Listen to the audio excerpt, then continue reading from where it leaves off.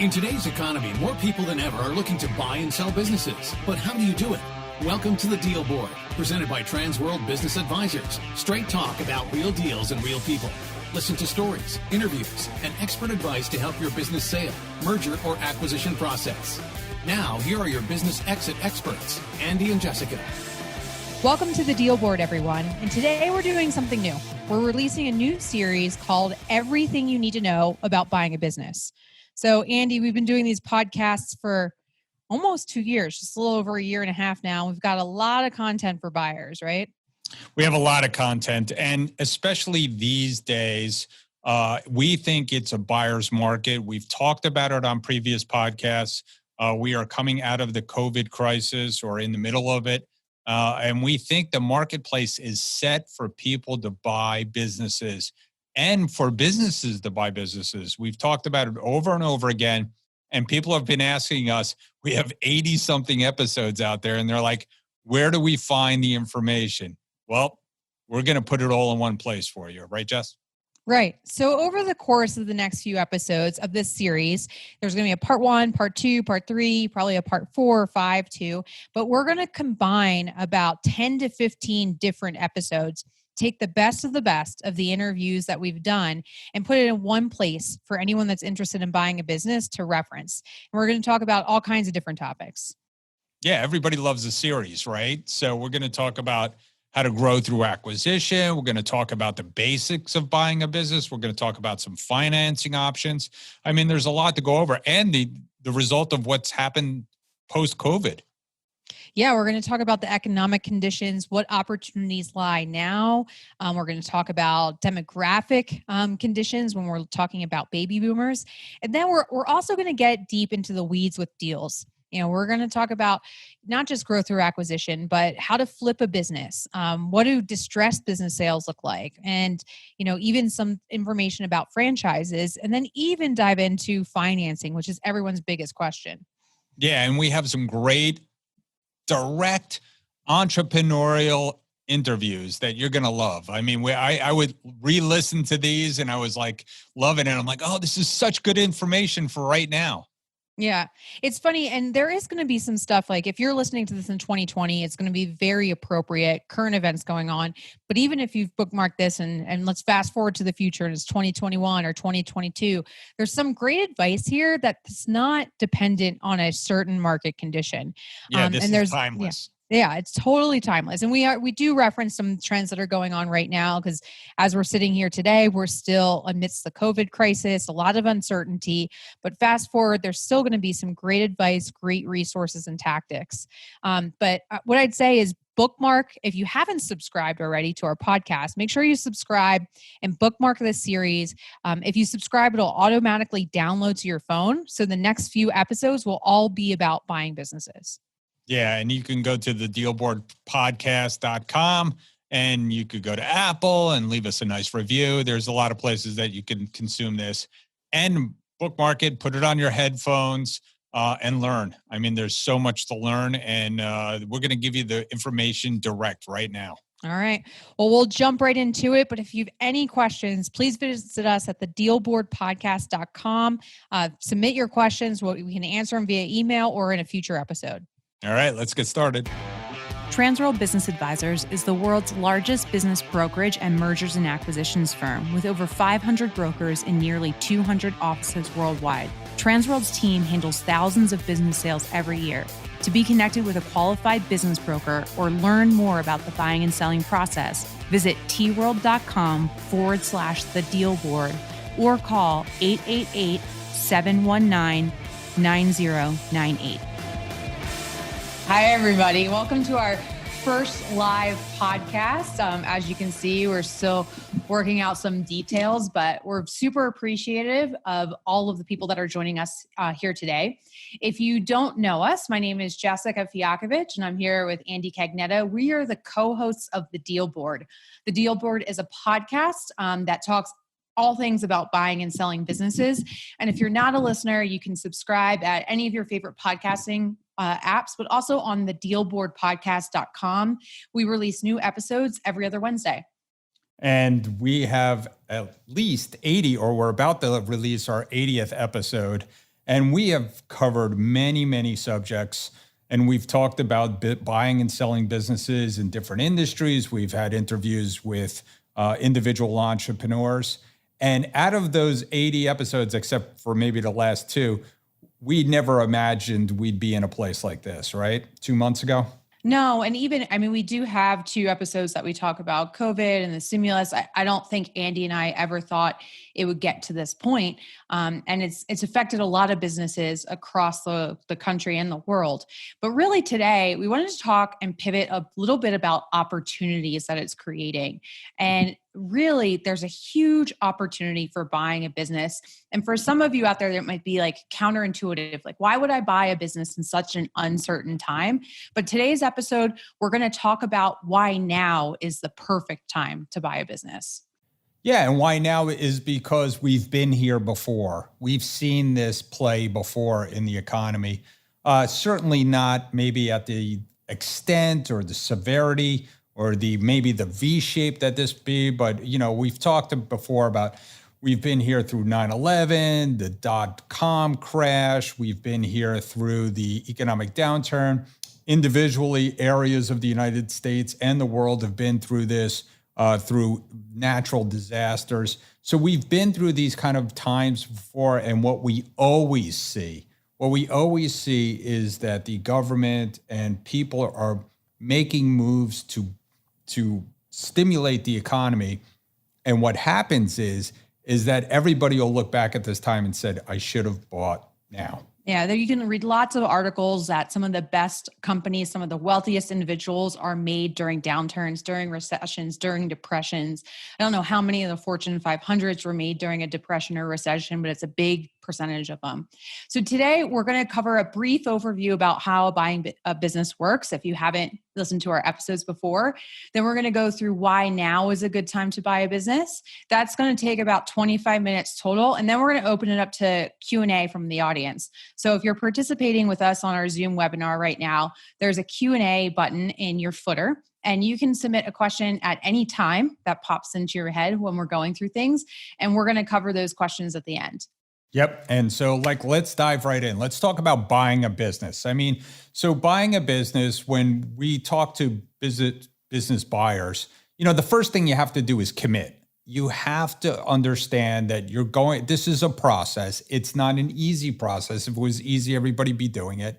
It's very rewarding at the end, but you have to commit yourself that you have the capital, that you're going to spend the time doing this. It's almost like a full-time job, committed, going out and finding a business. Yeah. And it is a scary process, but, especially now, if you're sitting in a seat where you've been laid off or you're in unemployment right now, one major driver for most of our buyers is that buying a business and owning your own business is more secure than having a job. So, right now too, if you are sitting in that position, it's actually an opportunity in and of itself as you have the time.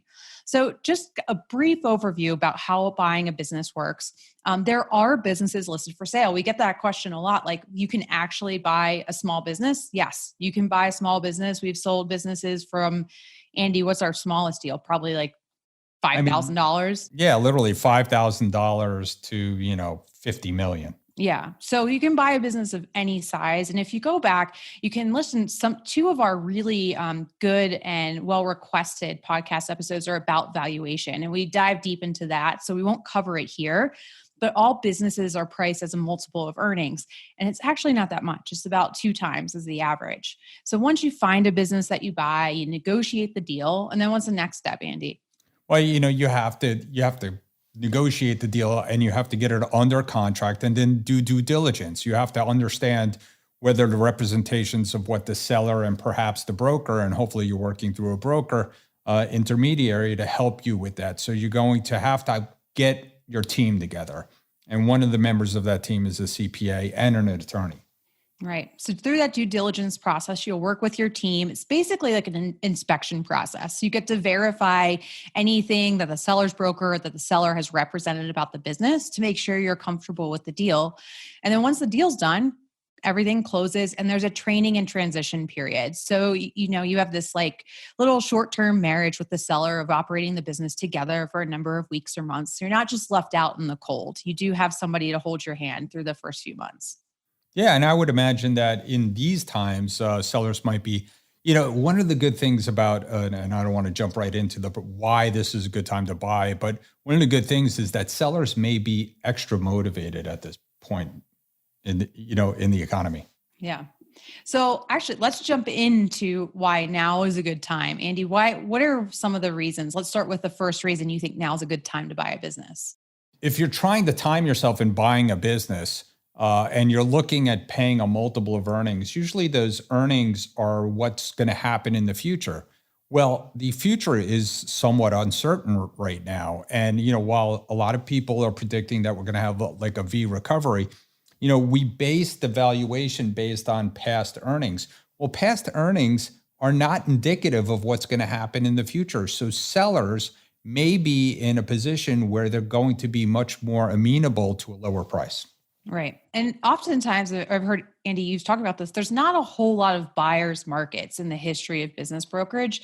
And this is an opportunity for a buyer's market where, yes, you could get better multiples or pay a lower price for the business, but there's really good opportunities for flexibility on deal terms too. So a lot of the businesses, when we sell them, there's a component of, how you pay for the business is cash, sometimes bank financing, but a big component is seller financing, where the seller loans you the money to buy the business. So right now, besides getting a good multiple on the earning, you could also have better and more favorable deal terms as a buyer. Yeah, certainly the sellers are going to have to deal, and there's going to be, and we'll talk a little bit more about financing in a minute or two, or maybe our next subject. But SBA financing during economic downturns before, you talked a little bit about buyers markets, right? So there was a buyer market after 9/11. There was a buyer market in 2009, 2010, and other than that, 25 years of doing this, it's always been a seller's market. And during a seller's market, the sellers kind of really can dictate the terms. Well, now the buyers may be able to dictate the terms, and seller financing will be more in place because this time, during the economic downturn, SBA basically disappeared in 2010, 2011. The banks were out of the game. Everybody was fearful. The banks were dealing with their own issues. This time, I'm not sure what's going to happen, but what we're sure of, or what we're already seeing, is that the SBA and SBA lenders are going to be very busy. Yes. And that's another really a good reason about why now is a good time to buy. There's still a lot of money on the streets. Before we entered this COVID crisis, we were in a very accelerated market. Each year, more businesses were selling than the year before.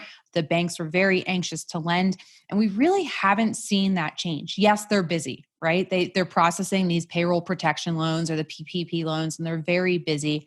But there's still a lot of pressure to get money out on the streets, and acquisition opportunities are really good deals for banks through the SBA program.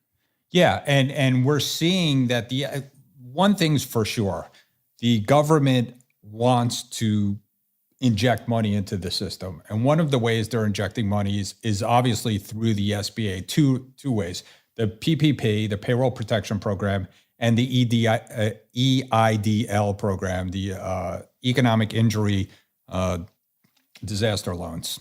Right. So they're going to get that money out there. The third way they're going to get that money there is to continue and perhaps even expand, like we did see during the economic downturn, the 7A and the 504 programs. And the only thing that'll hold those things back is that the banks will be too busy processing PPP and EIDL loans. Now, I did speak to a few SBA lenders before we got onto this podcast, one like 15 minutes before. And I specifically asked them, what do you think is going to happen? Are you going to be in the biz ac, as they call it, biz acquisition business? And he said, absolutely yes. There are some banks out there that don't do a lot of banking, that are in the biz ac business. So they're going to do their PPPs for their customers first. Then they're going to do it for what they consider friends and family. And perhaps that's through a business broker. So we have those connections. And then third, they're going to continue with their BizAc opportunities. Right. The banks make good margins on these biz acquisition loans. And you have to understand that PPP loans are not making good margins on. So they want to get back to normal course of business. And I've done the same thing. I've talked to a number of the lenders that we work with. Some are processing business acquisition loans at the same time as PPP. Some are trying to push PPP through the next week and then get back to business as normal. But they have every intention of continuing to lend this money for buyers looking to acquire businesses.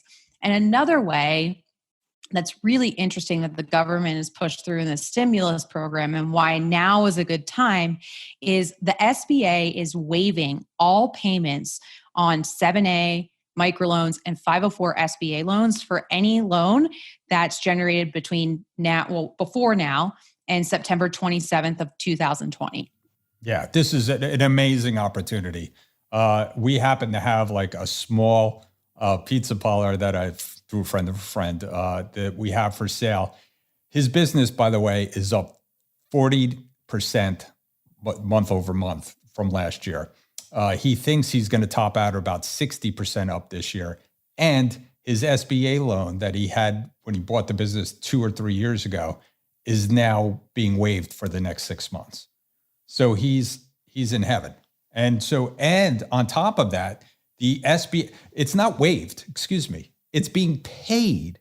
Yes, paid by the SBA. Your loan's getting paid for 6 months by the SBA. Right. And also, if you're getting a new SBA loan by September 27th, as you said, there's going to be no fees. So you're looking at about $30,000 to $40,000 in fees per million being waived.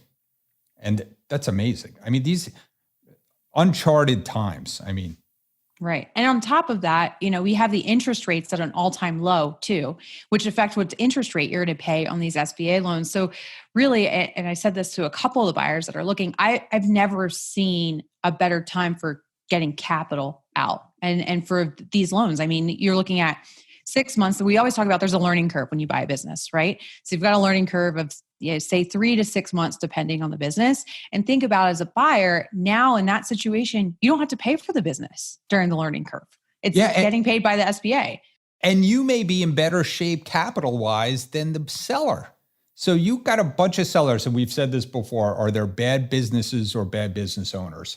Well, there's a bunch of bad business owners who didn't plan for a disaster. They're going to be up against the wall, and there's going to be businesses that have been in business for many, many years that people could come now, get an SBA loan, have capital because they're going to get working capital on top of the loan, and they're going to be in better shape than the sellers were to wait this out or wait for, I think there's going to be some sort of economic hangover. We could talk about that in a minute. But the other thing that the SBA has done is, I just forgot what it was. But there's the SBA not only waiving it for going forward, but I think what they're going to do is they're going to pump some more money into this PPL program, and they're going to come out with ways that business owners can borrow some more money. But this is a huge opportunity for buyers. Yeah. Big opportunity. And like we said, we started the podcast off with, yes, it's an uncertain time. But it's a one-time crisis. It's a short-term thing. The businesses are going to come back. And if you can, just looking at the first two opportunities we're talking about, you can acquire a business for a much lower multiple than you could have maybe 6 months ago, get better deal terms with your seller. And now you can finance it through an SBA loan where you don't pay for 6 months and have a low interest rate and no SBA fees.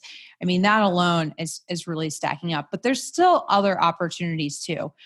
We know, unfortunately, a lot of businesses are suffering. A lot of business owners did not plan for a crisis like this, but there are still some solid businesses that are coming on the market. And the interesting demographic thing that's happening right now is that we have the COVID crisis that we're dealing with, but it's also crossing a period where we started to see baby boomers retire, and we started to see these baby boomer businesses enter the market. And these solid businesses Now we have a proven set of financials or a proven history that they can survive different economies. And there should be some really great businesses coming on the market in the next few months. Yeah, I think this kind of event, this marketplace, again, I've used the analogy that it was a ripe tree to begin with. My neighbor used to have a pear tree, and when the tree got ripe, he would come out. He was a big Vietnam vet guy, and he would shake the tree, and the fruit would fall down, and all the kids would gather it. This is the buyers. You're the kids.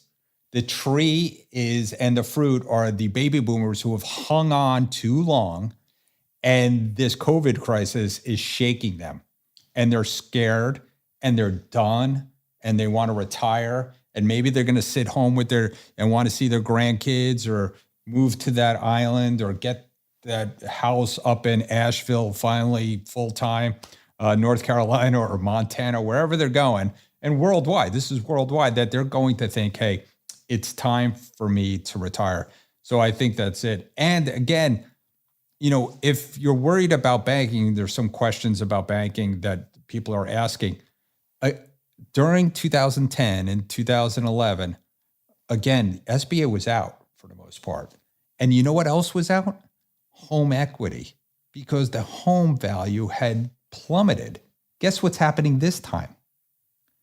Has anybody's home equity gone away? Certainly not yet. And if it does, maybe a little bit, but your home equity should be intact. Again, we're not having a banking crisis. And you know what else they did during the stimulus? They're letting you borrow from your 401k without penalty. Yeah. Yeah. So the new stimulus package also waived the penalties on your retirement fees or retirement withdrawals. I think it was up to $100,000, right, Andy? Yeah. And that's plenty to go out and buy a business. Yeah, that's plenty. I mean, you're talking about, you can buy a business for sometimes as little as 10% down with some seller financing and a bank loan. But again, it's another incentive that the government's putting in place. They want money to get spent on the streets. But I can't stress enough the opportunity these baby boomer businesses have. They're solid businesses. They've survived multiple different economies. But, like Andy said, you have businesses and you have business owners. And if you put yourself in this generation's shoes and, some of them are in their mid 60s by now, they've got a decent nest egg. They've been through the 90s. They've been through 9/11. They've been through 08. This is just another thing where it's going to push a lot of them out. They're just going to say, you know what, I'm done.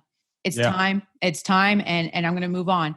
And there's about 50% of all the small businesses in the US are owned by this generation. So it's a huge influx of business opportunities for buyers. And we're talking about individual buyers, but this is also a huge opportunity for synergistic or strategic buyers. And what do I mean by that? If you own a landscaping company at this point, there's going to be landscapers that need to sell. And if you've done the right thing and saved money and have home equity, you can go out and buy those companies and do a mini roll-up. It's time to do these kind of things. Another opportunity for buyers right now is there's going to be reduced competition. When something like this happens, not all businesses are going to make it. And if you're a strategic buyer, if you're an existing small business, this would be a great time to buy out your competition or maybe buy a customer and do some vertical integration. Like we've talked about, you have the ability to do flexible deal terms. So this is times when you can use seller financing or earn out structures. And we've talked about that in our podcasts before. You can get really creative to reduce your competition and increase your market share as a business owner. Yeah, I mean, it's an opportune time to do those things in a lot of industries. Now, there are some industries out there that are currently kind of winning this game. I mean, certainly anything in the food distribution, anything in e-commerce, anything that, is not dependent on brick and mortar. So I don't know how many opportunities there'll be there. There might even be an opportunity to overpay in those places, which you always have to be worried about, right? So after a hurricane here in South Florida, there was actually 3 hurricanes in one season. They kind of crisscrossed Martin County. And what happened was we wound up selling some businesses a couple of years later, tree service to be exact, one of them. And the tree service, the people wound up overpaying because there was a couple of hurricanes in a row for a few years. And then we went 10 years without anything.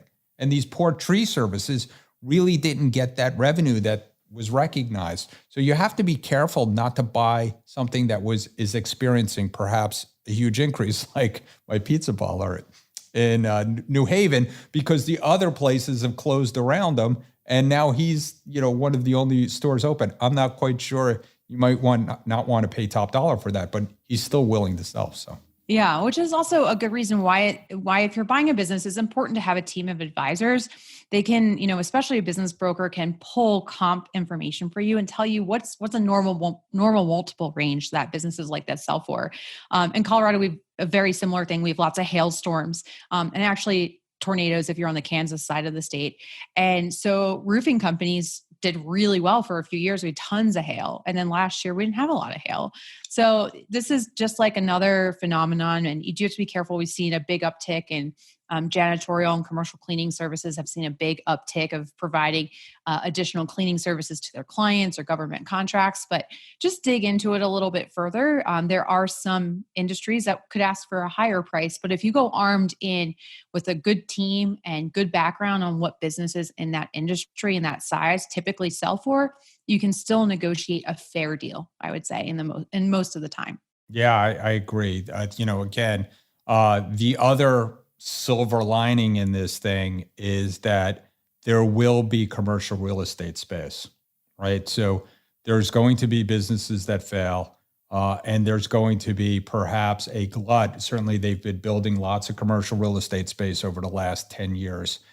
And what do we always say about landlords and deals? Landlords and deals. You gotta love to hate them, but it's been, it's been a landlord's market for the last, at least 5 years in most markets, longer in some other markets. And they've really been in the driver's seat. And just like we talked about, it's not a buyer's market very often. It's not a tenant's market very often either. And we're about to enter a tenant market where a lot of tenants are going to vacate very quickly. And the landlords are going to be incentivized to keep the tenants they have and fill the empty spaces very quickly. Their mortgages aren't going away, right? They still have to pay to cover their spaces. And not only that, so you have the opportunity to go out and buy a business that might have a year left on their lease, or might have 2 years left on that lease, go back to that landlord during the assignment period, cut a new 5-year lease. And we saw plenty of people do this in 2009, 2010, and 11. Cut a new lease that will cover you for 5 years, maybe even an option period after that at a very good price. This could be a huge amount of money to you going forward. Also, in the landlord game right now, there might be some landlords that wind up with assets. Now, we talked a little bit earlier about 2 times owner benefit. Well, what you may see out there is asset sales. And I saw one question from someone who's a chef. You may be able to pick up a restaurant that was highly successful, that somebody just couldn't wait it out. And people are used to going to that neighborhood, used to going to that established, and you could open a restaurant in that space and get it for a great deal. And we do a lot of restaurant asset sales.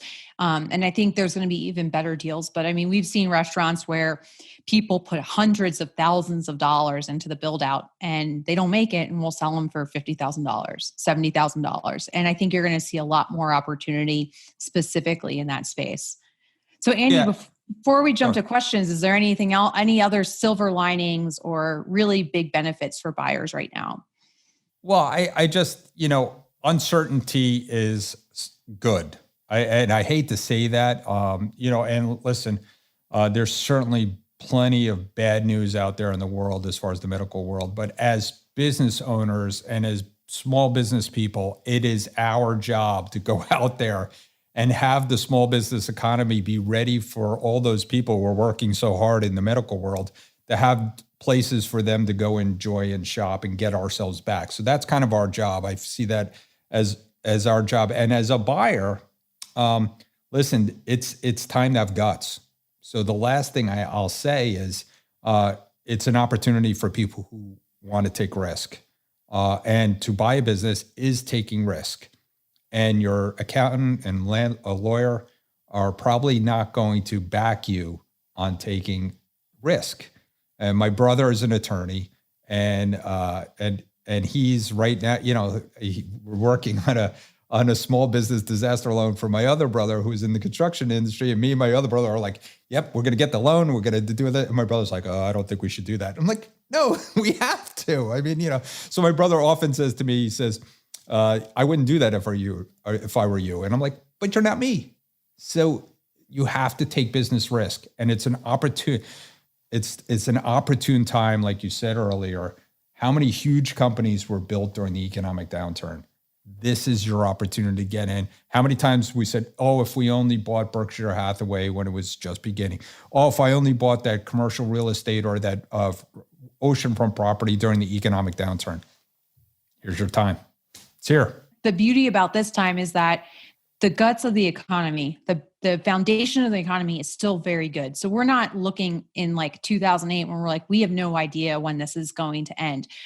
We still don't know how long the COVID crisis will end, but it's like we've talked about, it's a short-term crisis and the economy is going to rebound very quickly. So you have this opportunity where just like the stock market, right?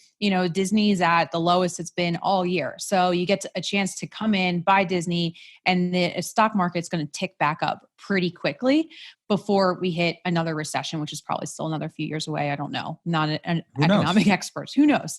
But it's the same thing with businesses. You can get in, you can buy for a discount right now, and then we're going to see a very quick short-term rebound. Yeah, but even if there is a recession, I mean, if you live in a place like the United States or in anywhere in the world where there has basically been economic and population growth, which I don't see the population doing a flip turn even, with this disease going around. So if you're in a place where there's population growth, there's going to be economic growth at some point.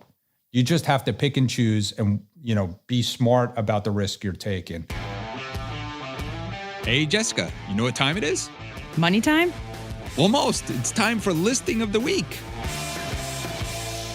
Hey, welcome back, everybody. And it is listing of the week, and we have a very good restaurant for you.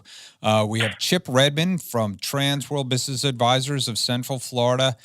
And Chip, we talk a lot about the restaurant industry, certainly in big changes happening now. But this is great because, and I've seen this before, the restaurants that invest in their property, are the ones that last for a long time. And this one's been around for a long time. Yeah, this one's been around since 1976. Kind of one of those iconic names in Orlando. It's extremely exciting for me. And so they're selling both the property and the business? They're selling property and business for $2.3 million. And you were saying it's a really good deal on the business, right? The business is basically $300,000. It's made profits of around $150,000 each year.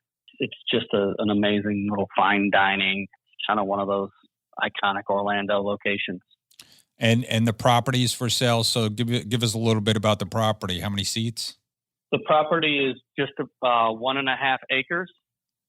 It's off a major north and south road in Orlando. Has 2 access points to the major road. Right now, it's only sitting on about half of the property.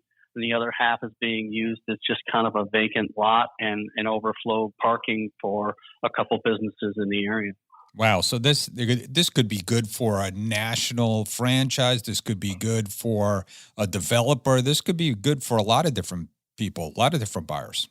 Yeah, it's got an amazing kind of potential to where somebody could actually keep the restaurant there, or somebody could buy the restaurant, move it, and then develop the property. Wow. Sounds like a great deal.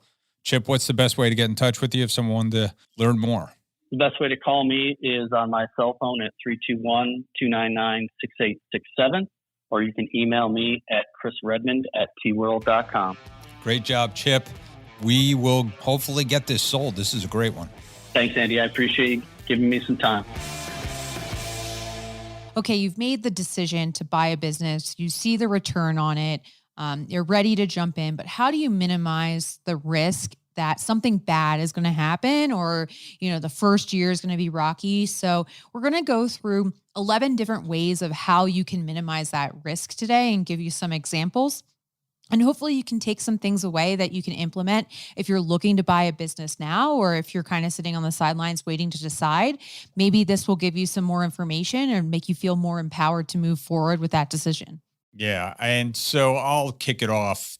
The first one, and probably the most important one, is that you're going to need a good attorney and a reputable business attorney. There's plenty of attorneys out there. We've worked with hundreds of attorneys here in Florida over the years. I know you've worked with a ton of attorneys over the last several years, and nothing more invaluable than having someone who knows the pitfalls and knows the paperwork in buying a business. Right. I couldn't agree on this one more. We are business brokers and we find value for business brokers in a deal, but I agree wholeheartedly that the business attorney is probably the most critical piece if you're buying a business. And I always say that not every attorney is created equal. One piece of advice that I give to buyers is when you're interviewing attorneys to work with, and you should interview a couple, is just ask them, are they familiar with small business transaction work? And if so, how many deals have they done in the last year? We work with a great firm in Colorado that does 150 to 200 deals per year. And if you think about how much experience they have just on their team within the last 12 months, what they've seen, pitfalls to avoid, as a new client, you benefit from all that experience, and there'll be less risk in your transaction because they've seen, not at all, but they've seen a lot. Yeah. I mean, I can't emphasize this enough, that you need someone who knows what they're doing, who's worked with several business brokers. Even if you're buying it on your own, you should ask your fellow business brokers which attorneys they use. And one size does not fit all. And they have different talents, but they have different price tags too, right? Right. Yeah, you're going to see price tags all over the board. And at some point, it does depend on the transaction size. Like if you're buying a small business, you don't need a huge multinational firm or multi-city firm, paying thousands of dollars an hour. And on the flip side, if you're buying a very large business, you might not want to be going with the solo attorney. But again, interview a couple of them, make sure that they've come highly recommended. They have transactional experience in the size deals that you're looking for. And this is, like we said, it's the number one reason or number one way to mitigate your risk for a reason. It's just, you can't skip this step. Like a business attorney is very, very important in the transaction. Yeah. And even post-transaction, right? These attorneys, the paperwork they write up, things come up after the closing. You're going to want to have someone by your side, probably, and it might not be the same attorney later on in your life as a business owner. You might need a litigation attorney as opposed to someone who does transactions, but the transactional attorney will be a resource probably through the first year. And that's what we're talking about. Right. And I think just one more note is that if you are buying a business in an industry that's highly regulated or highly specialized, it would be helpful to find an attorney who has experience in that industry. I mean, one we talk a lot about in Colorado, obviously, is cannabis. And there's very specific laws, and not every business attorney or every transactional attorney is familiar of how to transfer the licenses and work with the state. And that's helpful. It can get things done faster, which also means a lower price tag. So just another thing to think of when you're looking for an attorney. Yeah, agreed. And you said it before. If it's a complicated transaction that has real estate, environmental, IP, you're probably going to need a firm. You're going to need someone that has those disciplines. So now that we've hammered home the attorney, moving on to number two. Yeah. The second. It was a good number one, though. Yeah, it is a good one. Number one, it is the most important. But here's, the second way to protect yourself and risk in buying a business is hire a good business accountant. And this kind of goes hand in hand with a business attorney. As you're going through due diligence, you want a partner that can help you vet those financials and verify the past income, and also look for possible liabilities that you can be on the hook for in the future. So that's another good one to ask your business broker for, or, if you've already hired an attorney, ask the attorney who they've worked with in the past in terms of an accounting firm. And there's a ton of opinions right now with the new tax laws on what structure you should have moving forward. I mean, there's some really interesting ways to buy businesses in retirement, whether or not you should have a C corporation, whether or not you should have an S corporation these days or an LLC. I mean, there's an opinion and they vary, right?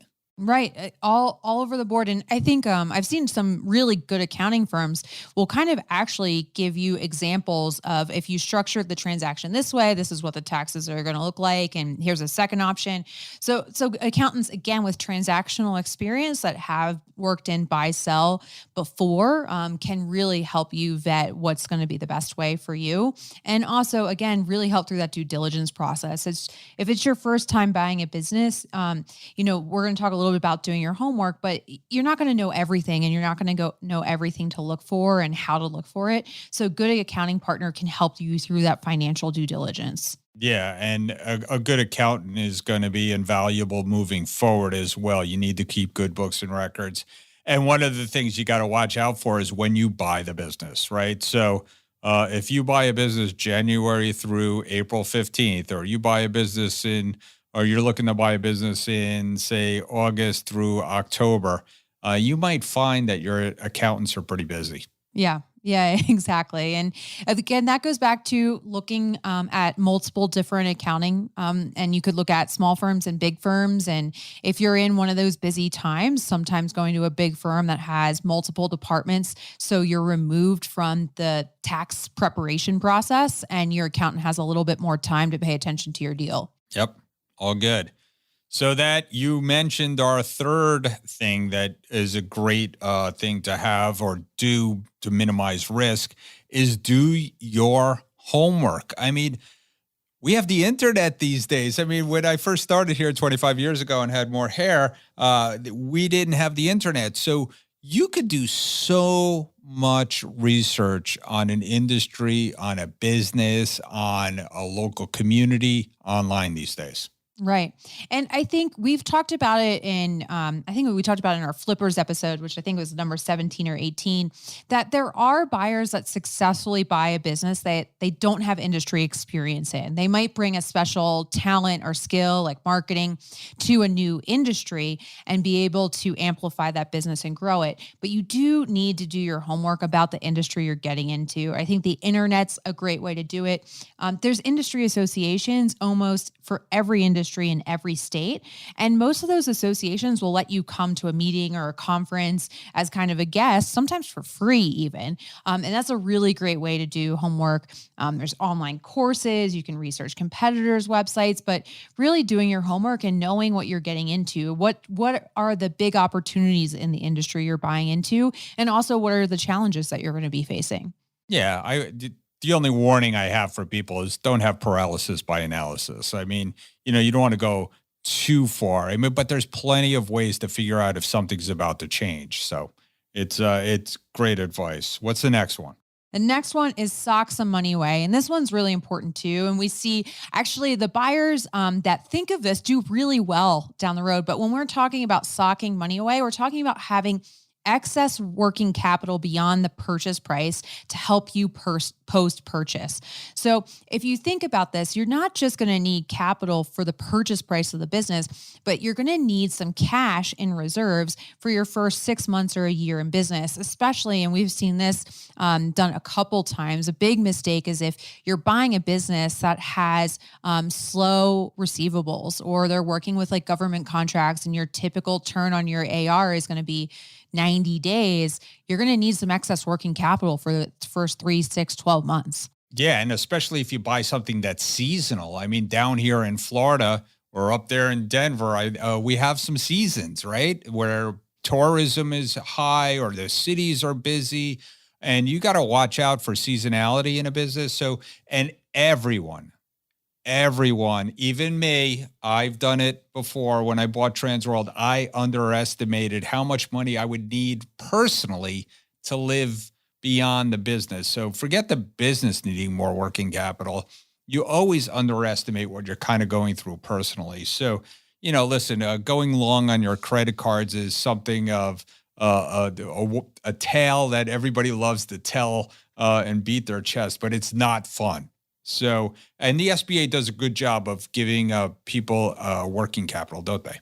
Yeah, I mean, if you're working with a good commercial banker, they're going to ask you about working capital. And something we always say too is like, if they're willing to offer you working capital or excess working capital beyond what you need, don't ever say no. Take the money, right? It's always good to have extra reserves, but a good business banker will help you get that working capital looped into your acquisition loan as well. Great. And so I think we covered that one good. So this next one is it takes work to buy a business. You must commit to the work. I mean, I always say when you buy a business, work can always overcome a lot of bad things that happen pre-deal, during the deal, and post-deal. You just got to work hard, right? Right. I think that's a good point, Andy. Things are not going to go the exact way you think they're going to go, but working hard and, unfortunately working long hours does remove a lot of those things that don't exactly go your way. What's the saying that entrepreneurs are the only people that are willing to work 80 hours for themselves to avoid working 40 hours for somebody else? And it's funny, but it's so true, right? It's that mentality of like, no matter what it takes, I'm just going to work as hard as I can until I move past the situation or accomplish my goal. And that really does overcome a lot of obstacles, like you said, during the deal, after the deal, and moving forward in your business career. Yeah. The other saying I heard is that as an entrepreneur, there's flexible hours. You could pick any 24 hours a day you want to work. Yeah, exactly. When I bought one of my businesses, we had a pasta business, so we underestimated that we were going to be two young kids following two little old ladies running a very gourmet food store, and the customer base just didn't accept us in the beginning. So we just had to work twice as hard, open more hours, and we did it. I mean, it was great. Right. I mean, that's how, my husband and I made it in this business too. When we started in this business, we were 28 or 29 and an industry that's typically a little bit more experienced, we'll say. So that was our competitive advantage. We just worked harder, but it's a good one to keep in mind, not just during the deal, but after the deal. Okay, so the next one that we're going to talk about is that you should really hire or use a business broker or some type of M&A advisor that can help you understand what the norms are in buying and selling a business. I think one of the biggest skills that business brokers have are, we're exceptional negotiators and we know what's typical in a deal and we know what's not typical in a deal, and also understand that valuation piece really well too. Yeah, I agree. I always tell people in a deal, it's like you need eyes in the back of your head. And since you don't have eyes in the back of your head, you need two sets of eyes. And so somebody who can watch your back is essential in the deal. And somebody watching the deal and knowing the norms of the deal and can be the intermediary when emotions take over. I think that's really, really important. It's very underestimated. It's kind of like a nuance in a deal that if you have an intermediary, I think it's just going to go better or it's just going to go. I mean, how many deals do we see that people try to do on their own? And then they call us up later, right? We're all set. We got our own deal. And then what happens? It doesn't go through most of the times. And I don't think we actually have good statistics on the number of businesses that sell for sale by owner versus brokers, but it's much lower on for sale by owners. And the reason is because you are going to see challenges in a deal. Not every business, no business actually, is perfect. And you're going to discover things through the due diligence process that might scare you a little bit. But if you're working with an intermediary that's had experience doing deals before in that industry, they're going to be able to tell you, okay, this is typical, or this is how you overcome this, or this is how you protect yourself in the risk of the situation. And that's why the deals go forward. I mean, and there's a joke in our industry that every deal dies somewhere between 3 and 9 times, depending on who you ask. But at the end of the day, business sales it's not easy. It's not easy to buy a business. It's not easy to sell a business, and having somebody help you and also kind of sometimes be the bad guy and ask the tough questions, right, Andy? Yeah. I mean, you definitely need someone to be the bad guy. You could actually use an intermediary very favorably to deliver bad news at certain times. We've been the bad guy to tell even someone's friend or someone's wife or someone's kids in a deal that they just can't have what they're asking for. And it's invaluable to getting a deal done. So it's really important. So the next one that we were about to talk about is you always need some money in escrow, or you need to have a right of offset on a seller note to make sure that any liabilities left behind, and it could be done innocently. We've seen plenty of times where a seller thinks they took care of all the liabilities and they didn't. And it's just nice to have some money put aside that those kind of things that crop up can be taken care of, right? Yeah, I think this is one of those, very specific deal structuring things that it doesn't get talked about a lot unless you're working with a broker, but there's a number of ways you can do this. You can hold it in escrow. Like you said, you can offset against the note, you can hold back. There's a lot of different structural ways to accomplish this. But, and like you said, Andy, oftentimes it's innocent, but when you're running a business, there's just a lot of moving parts, and one or two liabilities could slip the seller's mind.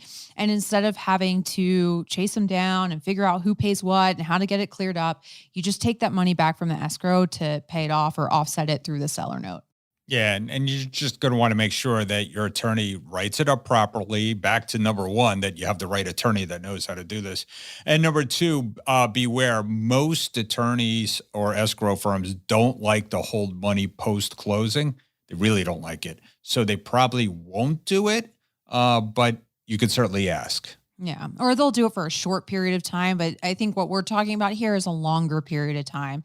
So sometimes that offset against a seller note works really well too. Yeah. I'm thinking 6 months to a year, right? Yeah. Yeah. And I think most attorneys, most escrow agents, like 30, 60 days, they don't have a problem holding it. But beyond that, they don't like to do it too often. So the next one we're going to talk about is changes in the business. So this is a big one. Actually, I think everyone we've said this is a big one. But that's why we're doing this show, is to help prevent risk in buying a business. But a lot of buyers, when you're coming in and looking at these deals, I think the benefit you have of these outside eyes is you see holes and opportunities where you can increase and drive value in the future for yourself.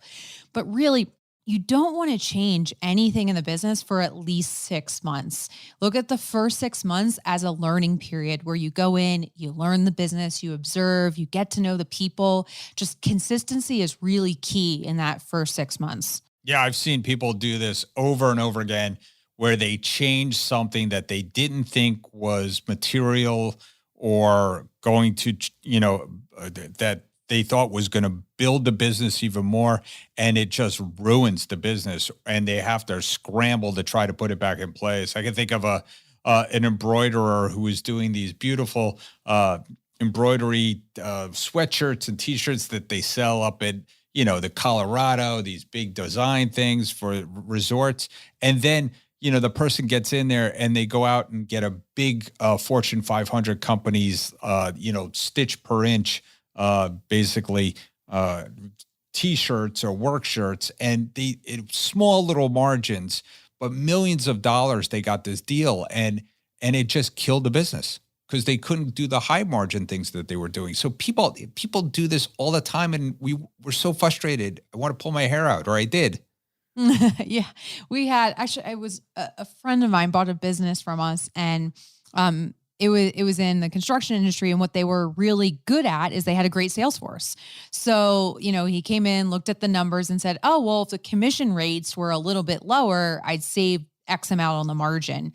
So he came right in right away and changed commission structures, which is like, if you're going to change anything, don't change the sales commission structures in a business. But obviously there was some turnover in that business, but I think those are the things where if you come in and you're just observing for the first few months or even year, you can see how all these different opportunities or ideas that you have in your head would play out when implemented in the business. So again, really big one. Yeah, it's great. And so the next one is insurance. Insurance is such a big deal these days that you need to have a good insurance agent.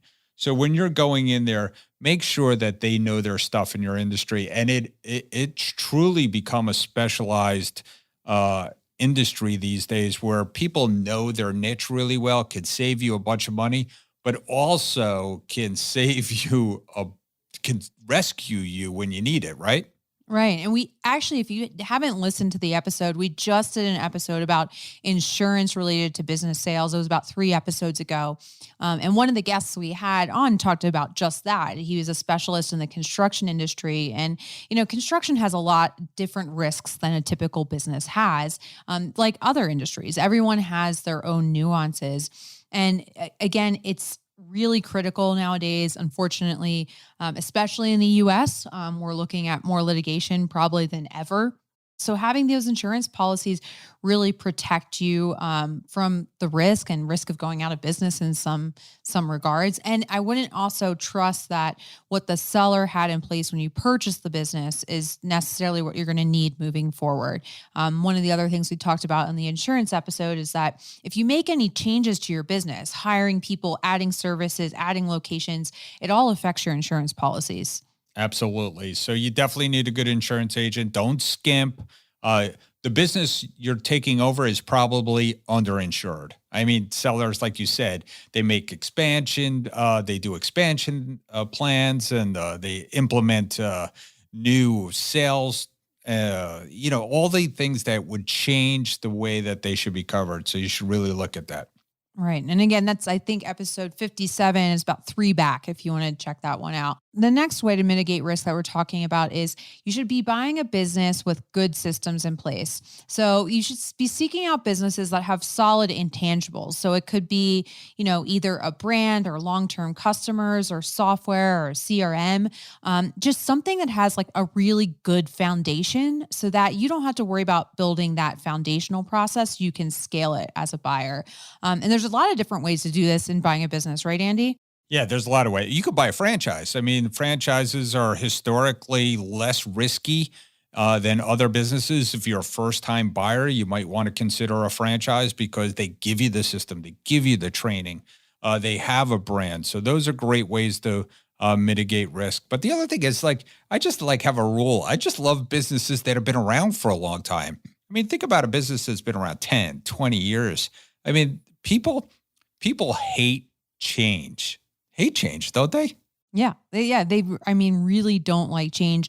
But I think what's good is if you're sitting in the buyer's position right now, and again, referencing back an episode we just did, this seller tsunami, and baby boomers retiring, there's so many good businesses coming to the market right now that have, not even 5, but 10, 20, 30 years history that you can really just have solid systems in place, really good reputations, and then you're just coming in and you're enhancing what's already been built. So you're not necessarily changing the whole structure, but you're using all that history to gain momentum in the future. The better the systems, the better the business, and you'll see it almost right away, right? But sometimes when they don't have systems, it's an opportunity. But again, you might not want to be swimming upstream on that. Yeah, I was going to say too, this is also going to reflect your multiple or purchase price. There's going to be better opportunities and better values with businesses that have less systems in place and less history. And the ones that have very strong history and very strong systems, solid customers, you're going to pay a higher multiple for. And that's just those intangibles that drive. When we've talked about valuation before, we talk about quantity and quality of earnings. That's on that quality side. And it's going to drive the multiple a little bit higher. There's also going to be more competition for that deal too. Right. And then the last thing that we want to go over is the relationship with the seller post-transaction. So you definitely want a strong non-compete, but you want a good relationship with the seller, right? Yeah, you have to look at this as kind of a short-term marriage, right? You're going to work with the seller to transition this business. But I always tell people, unlike commercial real estate or residential real estate, you're not just buying a property for somebody and then the seller's walking away and you're good to go on your own. There's a whole training and transition process that could take anywhere from 2 weeks up to a few months or even a year if the seller is going to stay on working in some capacity with you. So, having a good non-compete is one part of it. Also having a really good training and transition plan for post-sale is another big part of it. Yeah, you definitely want to take over. You want to make sure you're the boss. You don't want to leave any loose ends like that. You don't want employees going to the old seller and complaining or asking for different things. But so you definitely want to be in charge, but at the same time, don't burn that bridge. there's just no reason to burn that bridge. And you want a strong non-compete, make sure that you're protected. And listen, most of the businesses, like we said, seller tsunami, most of the people that are selling are not going to go back in business. They're leaving because they're old, they're tired, they're moving on to something else. So we don't see I in my 20 something years, I've seen very few sellers go back and compete with the buyers that bought their business. So they're rooting for you. And a lot of times they have a seller note, which they have money at stake, but nothing makes up a good transaction like good paperwork that protects you from the seller going back into business and making a good transition, making sure that they're there during the transition and that you have specific hours that they have to be there, all those kind of things. Right. And I think this goes back. And if you look at, these 11 ways that we've talked to you about how to reduce your risk, it goes back to having a really good advisory team. And kind of maintaining this relationship with the seller goes back to, use your broker, use your intermediary, use your attorney, use them to be the bad guys. So you have a really solid relationship with the seller post-transaction. But everything we've talked about, if you surround yourself with a really good advisory team, you really drastically reduce the risk in buying a business overall. Yeah. But at the end of the day, you must understand that you are the leader of that team and you are willing to take risk. So, we're talking about minimizing risk. We're not talking about evaporating risk or removing it completely. You, as an entrepreneur, my brother always says, who's an attorney, he always tells me, Andy, I wouldn't do that if I were you. And I'm like, well, you're not me. I mean, I'm an entrepreneur. You're an attorney. You want to, you're always looking to mitigate risk. I'm looking to take risk, but I want to take less risk. And this was a great conversation and 11 points to go over to understand ways that you can minimize your risk in a deal. Hey, welcome back to the Buyer Show. And we are going to speak about a specific program that is really good if you're a buyer and you're looking for something. And listen, as we've been talking about on the show, it is a tough market out there. There are lots of buyers. There's a lot of money on the street. It's very difficult to find, it is a seller's market. There's not a lot of generic kind of type businesses that we've talked about earlier for sale. So one option might be to do a paid search where you are in the driver's seat as a buyer to pay someone. And, several of our brokers across the country do use this vehicle to help people buy businesses. And one of them happens to be Carey Davis from New York City. So Carey, welcome back. And why don't you give a little bit of an outline how this tactic helped your buyer? Right. Thanks, Andy. As you said, 90% of the time we're paid by the seller of a business, but there is the scenario where we're paid by the buyers, and it's called the buy-side agreement. I've done 3 of them. In each case, the key to getting this agreement is the same. And I found out that if it's not so much that the buyer of the business wants to grow, it's that they really must grow. They've invested in infrastructure, or they've made promises to investors, or it's just that their personality is, I'm not going to wait around for the listing to come up. I want to be aggressive and assertive in finding a company to buy. And that's the scenario that I've done with 2 different companies. One is a moving and storage company, and the other is a new concept in dentistry, similar to an urgent care for medical. It's a 7-day-a-week walk-in dentistry organization, and they had to grow. They had investors. They brought me in, and we worked in both cases. You work very closely with the buyer, and that is to target companies which they believe might be for sale, or a certain geography that they want to be in. So we work together to get a list of targets, and then I go visit these targets personally. I don't send an email. I don't call. I show up cold call with a private envelope. And it's time consuming, but we've really vetted these buyers, and we think that they might be the right ones. And it has turned out to be successful. NDAs are signed as usual, and then we exchange information. There's a meeting between buyer and seller, and the rest of the system goes on as we do normally, with the exception that we're paid by the buyer. So the buyer doesn't have to wait around for the motivating reason of the seller. And those motivating reasons are usually retirement or sickness or divorce or relocation, things like that. That is kind of moved slightly offside, where the buyer is coming in and targeting the company.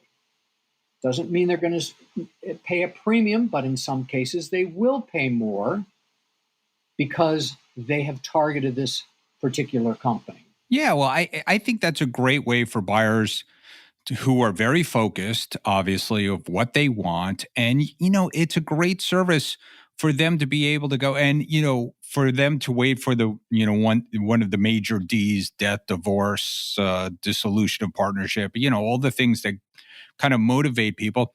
Some people need to be told that it's time to go, or they don't even realize it's time to go until you approach them. So I think your approach works.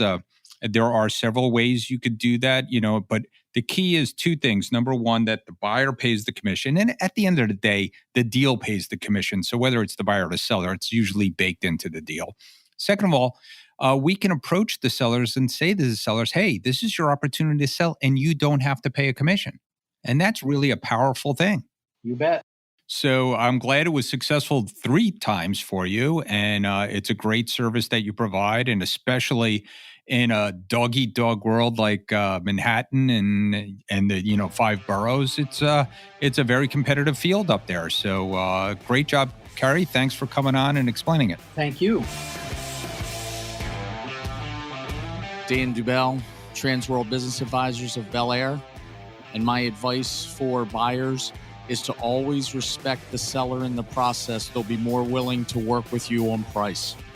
This is Tom Speed from Transworld Business Advisors of North Mississippi. My advice for buyers is keep your mind open. You might find a business you didn't think you would love. Joe Santora from Greensboro, North Carolina. My advice to a buyer is to be decisive. If you find an opportunity or a business that you like, you need to put an offer in before somebody else does.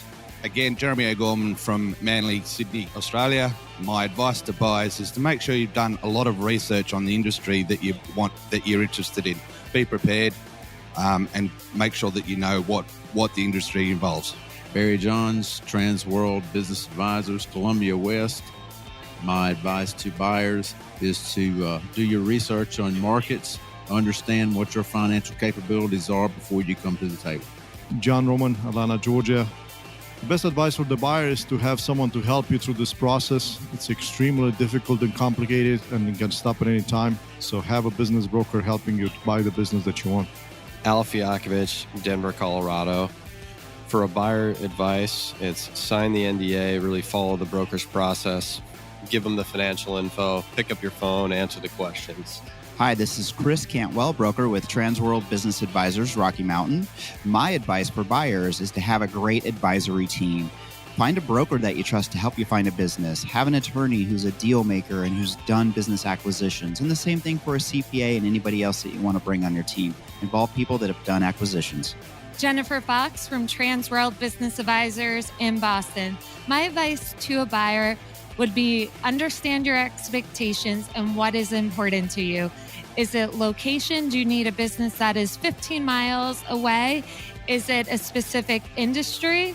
Is it SDE cash flow? Do you want to make $100,000 or $150,000? Or do you want to work 10 hours a week, 20 hours a week? We get buyers that come to us and they just tell us to find us a good business. But really, what is a good business? And understanding your expectations would really help us work with you to find you the perfect business. My advice to buyers is to don't go at it alone. When you're looking at a small business, there's 6 million plus intricacies that you start to look at, you need to talk about, you need to discuss. Hi, this is Aaron Fox from Transworld Business Advisors, Boston. My advice to a buyer is to speak with a business broker early in the game before you've made a decision on what business you're looking at. We see a lot of great opportunities, and we know how to find those opportunities that you may miss as you look at businesses and complete your search yourself. Google is not always the answer and sometimes provides way too many results. This is John Fullerton with Transworld Business Advisors in Omaha. My advice to you if you want to buy a business or a franchise is establish a relationship with me so we may figure out together what will be the best match for you. I can also help you find the best financial and other professionals to figure out things like how much you may be qualified for both a business by itself and possibly a business with real estate. Hey, Andy, do you know what time it is? It's time for our Deal of the Week. Deal of the Week. Sold. Hey everybody, we're back, and it is Deal of the Week, and we are here with a returning guest, Michael Shea, who has been continuing to sell businesses even through this COVID crisis. And Michael, we got a good one today. What is it, 40, 50-year-old deal? Yeah, a 50-year-old sign manufacturer here in Orlando. Yep. Great. Tell us about it. So this is a little different, not traditional advertising signs. This company made stamps, like notary stamps, office signs, had some government contracts with people like Lockheed, some of the defense contractors here in Orlando, and then a lot of stuff with the hospitals. So we went under contract for the first time right when COVID happened. And in that deal, we were through due diligence, literally days from closing, and the buyer got the heebie-jeebies and pulled. So the seller got a nice fat deposit as a default. He wasn't happy about not having to start over the process, but was compensated in some regards. And then a week later, went under contract again. This time with a buyer out of Dubai. I did this with Dave DeCamillo out of our Tampa office. A little complicated because it was an L1 visa, and with all of the misinformation or bad information or confusion with regard to COVID, we had a lot of battles to fight with landlords, educating landlords up, educating landlord attorneys up. We even had to bring in, we actually brought in some of the YouTube videos that you and Lisa Kahn had done on immigration to kind of get the deal over the line. So we closed it last month. It was a smaller deal, listed at $145,000 and sold it for $130,000. And it was a stock deal too, to add to the complication. Yeah. And that you'll see that a lot of times with L1 visas. And listen, there was a lot of moving parts, even for a small deal. And again, talking about which we talked about another deal that we were recently doing, the power of the Transworld network to find the right buyer for these deals. Yeah, we weren't even, Dave had the buyer, I had the seller. Dave doesn't do as many visas as I do. The buyer had a really bad visa attorney who almost botched it.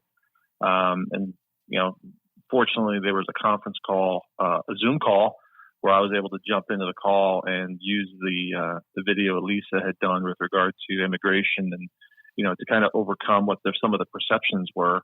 So that documented information was super helpful to get that deal over the line. Seller was super happy, stock deal, immigration deal, pandemic, one deal cratering, moving into another. It was a long, arduous deal, but Dave and I stuck through it. Yeah. That just goes to show you the power of the Transworld network. And wow, do you need an expert these days to be on your side when selling businesses? More now than ever. So Michael, what's the best way to get in touch with you if someone wanted to talk to you more? Best way is on my cell phone. It's surgically attached, 321-287-0349, or email me at mike@tworld.com. And he's not kidding. All right. Thanks, Mike. Thanks. Appreciate it. Thank you. Welcome back, everybody. And today, as you know, we're talking about growth through acquisition and how to grow your business by acquiring another business. And we have a successful entrepreneur with us today, Trent Dailey from Insurance Management Group out of Indiana. He is their CEO and president, and he's going to talk about how he grew his business through acquisition. So, Trent, welcome to the show. And why don't you tell us a little bit about yourself and the business? Thank you, Jess. We are headquartered in Indiana. We have about 5 locations, about 60 employees, and interesting topic. I've been through this 3 times recently in the last 5 years. So we are a full service insurance agency. We provide insurance for businesses, both on the property casualty side as well as the employee benefit side. And we also do personal lines. So tell me a little bit about why you decided to grow through acquisition and how you've gone about finding those 3 deals that you've gotten done. In our industry, probably similar to most industries, there's three ways to grow. We have our organic, in-house. We're trying to figure out how to drive new business. We hire new producers, new agents, and then acquisition. And they all 3 have a different flair, and they all 3 have different costs and different risks. For me personally, it's relationships. So I found a lot of my deals just through networking and through people hearing about us. Something that's really important to us is culture and people and the way that we operate our business. And that's been able to drive really good people. So we don't really have a set structure on how we find them. It's a pretty active market right now in the insurance world. A lot of M&As are happening. A lot of the smaller agencies are getting bought by the larger agencies. So if you want to go to a larger agency, there's only a few options. And then when you're looking for a good culture, there's even less options. So the culture piece is super interesting. And I want you to talk a little bit about how you vet these deals. And like we talked about, like you don't have a very systematic procedure, like the numbers obviously have to work, but you're much more focused on the people. So how do you vet these deals and decide if the culture is going to be the right fit? I sit down with the current owner, which in our industry, a lot of times is the insurance agent. He's been in the business a while, and I try to figure out what his goals are. So I find if I can sit down and find out what someone's goals are and what they want to happen, and if I can play a part in that and helping them achieve their goals, it's generally a good fit. So we definitely want to align on morals and values. I'm looking for people that, they're not going to come in and be derogatory or mean to the staff. I want people to really value the team and really appreciate the team. And then ultimately it comes to just aligning goals. So, hey, Mr. Business Owner, what are your goals? What does this look like for you? What do you want to get out of this? What's your perfect picture in this transition? Because a lot of times it's an older person trying to get out of the business and they want to take care of their people. Is it important that your people have health insurance if they don't happen? And then we just try to back into it. Like what I always tell people is I've never not been able to figure out the math problem. We can always figure out the math problem. It's the people problem. So how do we get good people? How do we attract good people to the company? How do we keep them there? And then how do we help you achieve your goals? I think it's solid points. So when we talk about mergers and acquisitions, like what we're talking about with growth through acquisition is a merger, right? So you're bringing 2 companies together, 2 cultures together. And you're right. If the people don't work, then the numbers don't work because post-transaction, everything can, go down the tubes. So I think focusing on the people, make sure you have alignment with the culture and things like you brought up, like health insurance, 401k benefits. Obviously, you want everything to be stable from one company transition to another. And, I've heard one of my friends has said, you also never want to buy a company where those people are making way more than your current team is, because then you have to adjust all your current team's salaries or give them additional benefits. So the people is very, very important. So talk a little bit about post-transaction, what have you done to ease that transition in the past? How have you integrated the new team into your current team? I would say that's been probably the hardest thing.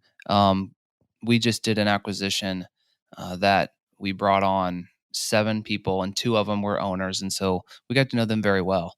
And we opened up a new territory. So one of the reasons for acquisition is trying to get into a new territory. You want local people there. And they're all great people, but trying to make them feel the energy and like part of the family when you're geographically in different places is really, really hard. So we've spent a lot of time operationally trying to figure that out. We have all the video conferencing and stuff, but really trying to make a completely separate operation that's operated separately, that has their own ways, and trying to make them feel valued, but try to get them into the system is really challenging. So we've approached that with a lot of intentionality, a lot of open conversations. We're driving back and forth from there quite a bit as an executive team to kind of show that appreciation. But I would tell you we're about a year in on that acquisition, and it's still a challenge for us. We haven't done a ton of them, but we've done enough to know that, okay, here are some things that we've done wrong, and here are some things that we can do better. Yeah, the integration piece, we don't talk a lot about on this show or post-transaction, but it is very, very important. And planning for that is important as well when you're trying to get the deal done. You have to remember, for those listening, that a lot of these employees aren't aware that the deal's going on. They find out last minute. And like we've talked about on the show, why confidentiality is important in a deal is because a lot of employees and customers equate the business sale as the same risk as the business going out of business, because it's change, right? And change scares people. So it is the hardest part, is the integration piece after the deal is done and making it work. But it will be worth it in the end, I'm sure, with your locations. And a year in is still pretty young for everything, so it's still working through. So Trent, before you leave, let's give some advice to entrepreneurs that are listening. So if they have established business and they're thinking about growing through acquisition, it's going to be their first deal, what would be some words of advice that you would give them? Outside of the people part, everyone seems to focus on the price. How much am I paying, and what's everyone else paying? And it just seems to be the focus. And I've kind of adopted a philosophy, as I said earlier. I never can't figure out the math problem. So you set the price, I set the terms. And what I've found is you can pay more for a company with the right terms. For an example, if somebody wants to value their business at 2 times revenue, and they're saying, okay, well, my revenue is $500,000, I want $1 million. And I'm thinking, well, it's really 1.5 times. Okay, well, if you want that, we're going to do it over 15 years instead of 10. And I generally set up most of these deals to cash flow themselves. So integrating culture is important, and growth is important to get into a new territory. But if you can set up a deal to where it cash flows itself, I would highly recommend that. And I wouldn't get, I guess my biggest advice is I wouldn't get so hung up on the numbers. So if you're sitting in front of someone and they want to get out and they're trying to sell, really do your due diligence. You feel like they're the right people, and they're like, I think it's worth X, and it's within reason.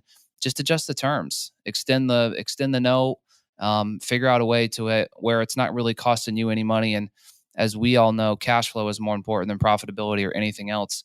So focus on the cash flow and see if it can cash flow itself. I love that. You set the price, I set the terms. I think it's great. And I think it also avoids a lot of conflict in these deals. We always talk about it. The deals have to be a win-win, right? They have to work for both parties. And it's always important to a seller to get a certain price. They have this number in their head a lot of times. So I really do like that. Well, Trent, this advice has been great. Listeners, I hope you've really taken some notes and taken away some action items from this. But we always ask all our guests to let us know how people can reach out to you, especially if they have any questions or insurance needs. So how can they get in touch with you if they want to chat more? I would say email is my best bet. So my email is trent@insmgt.com. insmgt.com. And feel free to drop me a note. I'll be happy to help in any way I can. Thanks for having me. Thanks for tuning into the show today. If you like the podcast, share it with your friends on social media. And don't forget to subscribe and leave us a review on your favorite podcasting app. If you have questions, would like to appear, or have suggestions for topics for the show, get in contact with us through our website, thedealboardpodcast.com.